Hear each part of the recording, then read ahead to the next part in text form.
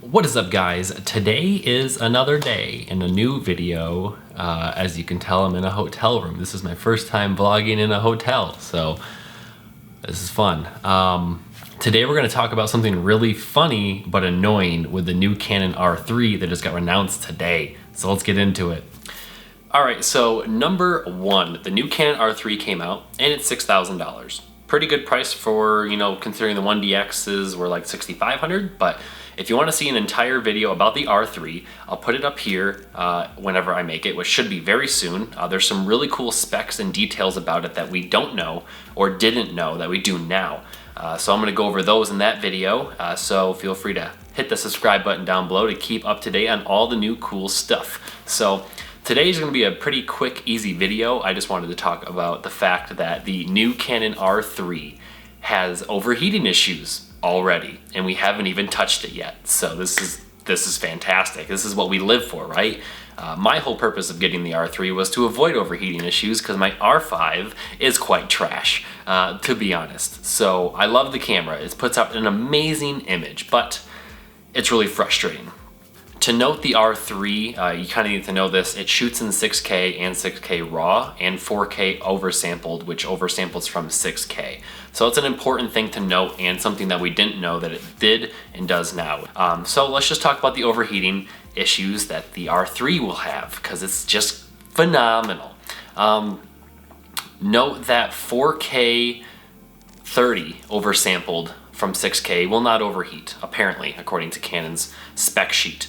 So you can do 4K 60 and 6K oversampled, which you couldn't do on the R5 with oversampling. You could only do oversampling, which was your HQ mode, in 4K 24 and 30. So now you can do it at least in 60 frames per second in 4K, but there is an overheating limit. It says 60 minutes or more, and it is going to have a different settings for overheating. There's one called auto power off temperature standard and auto power off temperature high.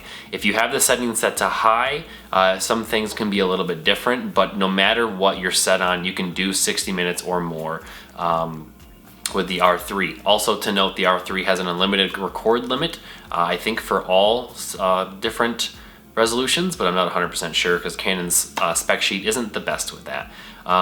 But if you are shooting 6K 60, it does 6K 60 though, that's pretty cool, and RAW, 6K 60 RAW. You can shoot up to 25 minutes on standard temperature mode or 60 minutes or more on high temperature mode. Now lastly, this is the more annoying part, and I'll talk a little bit about the other things shortly just to make the video quick, but if you shoot in 4K 120 all-I, you get 12 minutes until it overheats. You can shoot 6K 60 RAW for 60 minutes, but if you try to do 120 in 4K, God forbid you try to do that for more than 12 minutes. Normally you wouldn't do 120 frames per second for a continuous 6 minutes, but you will notice as you do clips here and there of 4K 120, if you're shooting B-roll, it does add up and the camera will kind of go down on the timer like the R5 does when I'm shooting weddings. But keep in mind, 12 minutes is still quite a lot considering you're shooting normally B-roll in 120 frames per second. But there is a table on Canon's website for overheating. So Canon's numbers for the R5 on their spec sheet say XX and X for time limits, but you don't get that, not even close. At least on my Canon R5, you do not get those even close until it overheats. My timer goes down so fast on wedding days, and I have to literally put it in front of an air conditioner.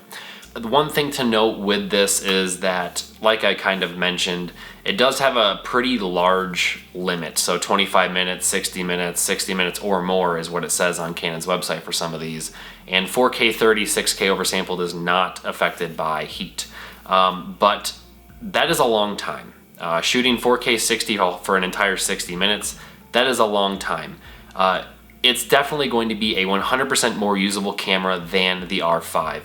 Especially if you're not shooting 6K oversampled, which I'm pretty sure they should have an option for that to not shoot in HQ mode, but it doesn't really list that in the spec sheet, and neither does the R5. So there should should be a mode for non-HQ, and I would imagine that that would have an extremely long record limit or no overheating issues at all in that 4K 60 mode. But just keep in mind, this is a lot better than the R5. It is a phenomenal, it's great. Like, it's honestly, it's really good news that this is such a small chart. It's just kind of frustrating to see this chart in general, that they had to put it on there to even tell us that there's going to be some limits with heat on this camera. Now, this is starting from cold start of an ambient temperature of 23 degrees Celsius, which is pretty close to the room temperature of around 70 degrees Fahrenheit, maybe 72.